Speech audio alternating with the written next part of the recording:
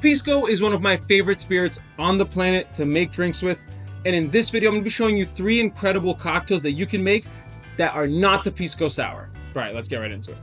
But before we get into the actual cocktails, let's first talk about what is Pisco. Well, I'm gonna give you guys a quick rundown because I have an entire other video that goes in depth about what it is. Pisco is a distilled spirit made from grapes. So basically they make a wine first and then they turn it into a spirit. There are 2 countries that claim Pisco as theirs. You have Peru and Chile. I'm not gonna get into this argument. I'm not here to make a choice or a decision, but in front of me I have Peruvian Piscos, and I kind of want to focus a little bit more on those today. So there are about 8 different kinds of grapes that can be used to make Peruvian Pisco, and they have to grow in about 5 specific regions of Peru. One of the most fascinating things about Pisco is that it cannot be aged and it can only be distilled once, meaning it really keeps a lot of the characteristics from the original wine that was distilled. And it can be used for so much more than making Pisco Sours, which is why we're here. And now let's get into the first cocktail. Let's make a Chirulin. And the Chirulin has been around for over several hundred years, so it's a really old school cocktail. I'm really excited to make it. So we're gonna grab grapefruit and we're gonna cut this into pieces that we can juice.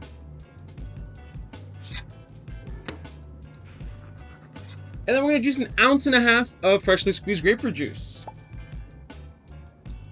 1.5 ounces of grapefruit juice. We're gonna do 1/4 ounce of lime juice. 1/2 ounce of cinnamon syrup.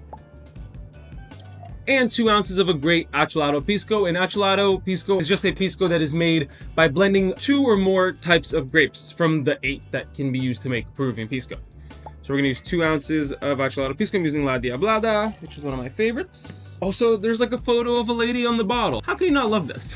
We're gonna add ice and shake. And try not to miss your hints. And we're gonna grab our glow ball, a nice clear cube, and pour that right out. And then we're gonna garnish this with a grapefruit wedge and a cinnamon stick, which just for funsies, I'm gonna light on fire because it's gonna make it smell incredible. And there we have the Chirulin. Wow, that is spectacular. The Pisco comes through, you get that nice floral on the back end, but then the grapefruit and the lime provide that nice citrus. But I think the secret to this cocktail is the combination of grapefruit and cinnamon, which is something that is very common in a lot of tiki cocktails, but here it just absolutely shines. Let's make the Gabriella. This cocktail is probably one of my favorite Pisco cocktails ever, and it's really easy to make. So the first thing we're gonna do is 3/4 ounce of lemon juice. We're gonna do 3/4 ounce of simple syrup. And then we're gonna do 2 ounces of a Quebranta Pisco. I'm gonna use Suyos, and the Quebranta is probably the most popular and common grape used to make Peruvian Pisco. So 2 ounces of this. I think Suyo makes some really good stuff, and I'm really enjoying the stuff that they're making. And then just to highlight the flavor, we're gonna do a pinch of kosher salt. Not this much, just a little pinch.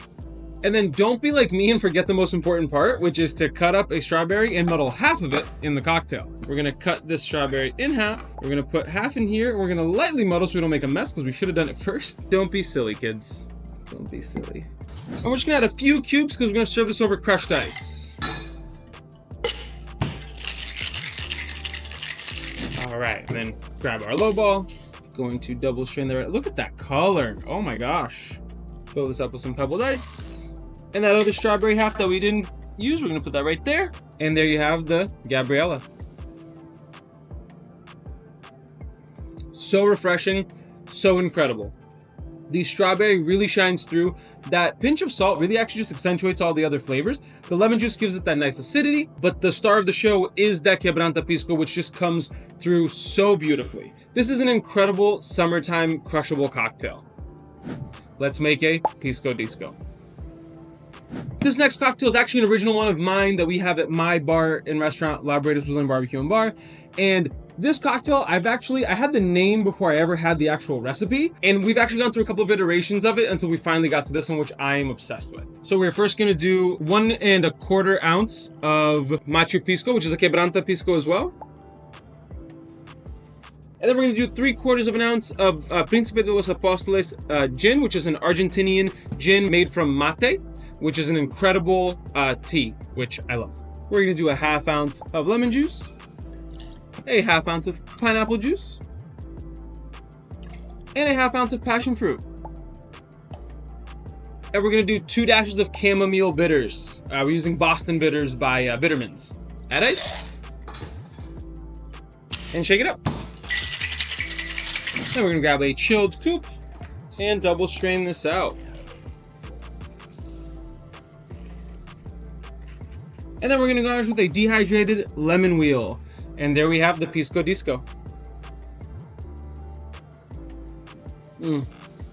Oh my God.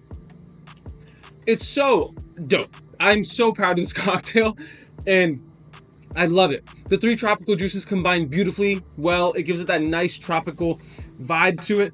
The Pisco and the gin give it a nice complexity that kind of carry it forward, and the chamomile bitters just kind of tie everything together as well. It's really nice, light, refreshing, and absolutely killer. And there you have it. 3 incredibly easy Pisco cocktails that you can make that are not the Pisco Sour, just showing you that there's more cool stuff to be made out there with this awesome spirit. But if you want to know more about Pisco, like I mentioned earlier, I have this whole other video that dives super in depth about this amazing spirit. So you give that a watch next.